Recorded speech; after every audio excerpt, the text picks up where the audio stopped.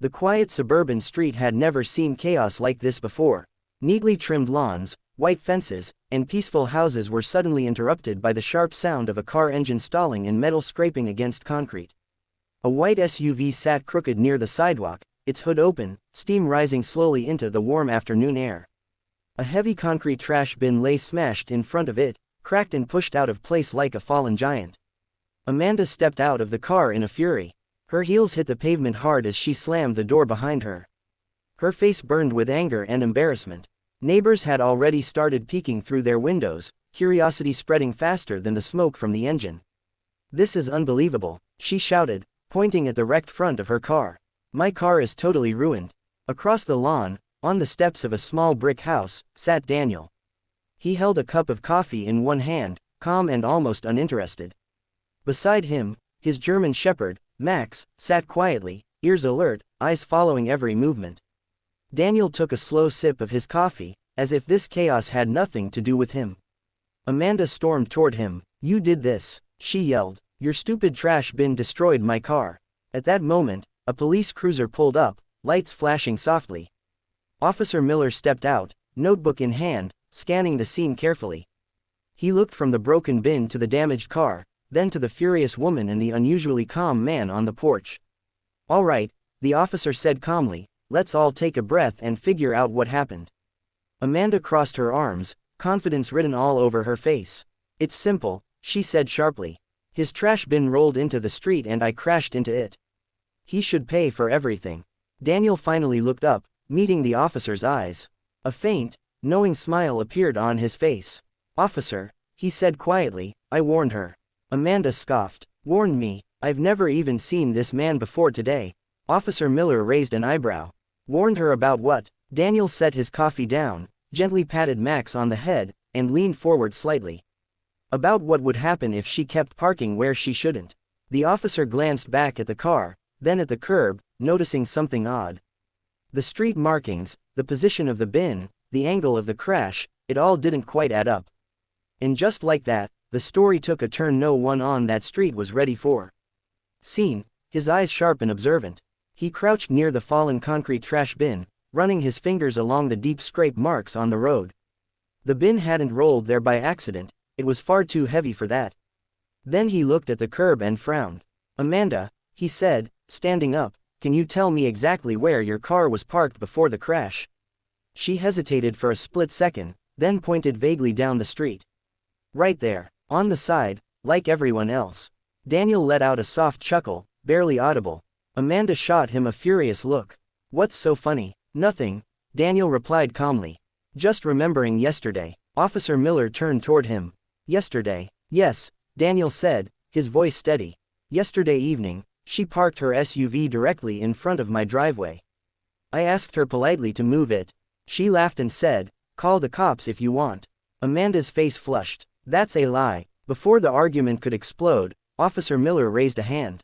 "Let's slow this down," Daniel continued. "I told her that garbage pickup was in the morning and that the sanitation crew places these concrete bins near the curb. I warned her that if she blocked the driveway again, it could cause trouble." Amanda shook her head angrily. "That has nothing to do with today." The officer walked back to the curb and noticed faded yellow lines, "No parking, driveway access." They were partially hidden by dirt and leaves, but still visible. He turned back toward Amanda. "You didn't see these markings." She opened her mouth, then closed it again. Just then, a neighbor stepped out from across the street. An elderly woman with gray hair and a floral dress raised her hand nervously. "Officer," she said, "I saw everything." Amanda spun around. "Mind your own business." The officer nodded at the neighbor. "Ma'am, please go ahead." The woman pointed at the SUV. She came speeding down the street, looking at her phone. She tried to swerve when she saw the bin, but it was too late. Amanda's confidence began to crack. "She's making it up." Officer Miller pulled out his radio. "Let me check something." Moments later, his phone buzzed. He looked at the screen, then back at Amanda, his expression now serious. "We just received traffic cam footage from the corner." Daniel leaned back on the porch, folding his arms. Max let out a low, calm bark, as if he sensed the truth was finally coming out. Officer Miller cleared his throat. "Amanda, the footage tells a very different story." Amanda's hands started to tremble. And the biggest revelation was still yet to come. Officer Miller turned his phone so everyone nearby could see the screen. The short video clip played silently, but the truth was loud enough. The white SUV appeared speeding into the frame. The brake lights flickered too late. The concrete trash bin was clearly visible, standing still, exactly where it was supposed to be. Gasps came from a few neighbors who had gathered by now. Amanda's voice shook. That doesn't prove anything. Officer Miller paused the video at the exact moment before impact. It proves a lot, he said firmly. Your vehicle was over the speed limit for a residential area. And, he zoomed in, you were holding your phone. Amanda stepped back, her heels sinking slightly into the grass. I was just checking a message. Daniel finally stood up and walked down the steps. For the first time, his calm expression hardened. That's what you said yesterday too, he replied. When you blocked my driveway and nearly hit Max. At the sound of his name, the German shepherd lifted his head. Daniel gently rested a hand on the dog's neck. The officer looked at Daniel. Nearly hit your dog? Yes, Daniel said. She reversed without looking. If I hadn't shouted, Max would have been under her tires. Murmurs spread through the crowd. The neighbor who had spoken earlier nodded. I saw that too, officer. The dog jumped back just in time. Amanda's anger collapsed into panic. This is ridiculous. I didn't mean for any of this to happen. Officer Miller straightened, his voice now official. Intent doesn't change responsibility, he wrote quickly in his notebook. You'll be cited for reckless driving, using a mobile device while driving, and improper parking. Your insurance will handle the damages, but not in your favor. Tears welled up in Amanda's eyes. So, he doesn't pay for my car. Daniel shook his head slowly. I warned you, more than once. The police cruiser's lights flashed again as Officer Miller handed Amanda the citation. The crowd slowly began to disperse, the drama losing its heat. Amanda stared at the ruined front of her SUV, her reflection distorted in the broken metal. For the first time, she realized the crash wasn't caused by a trash bin, or by Daniel. It was caused by her own choices. But the story wasn't over yet.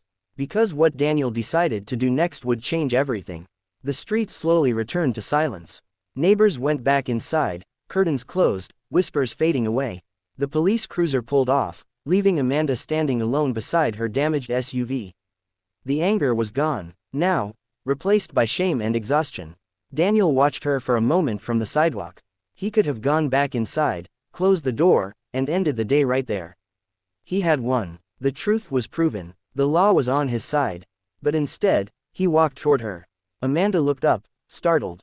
Her eyes were red. What? She asked quietly, no fight left in her voice. Daniel gestured toward the car.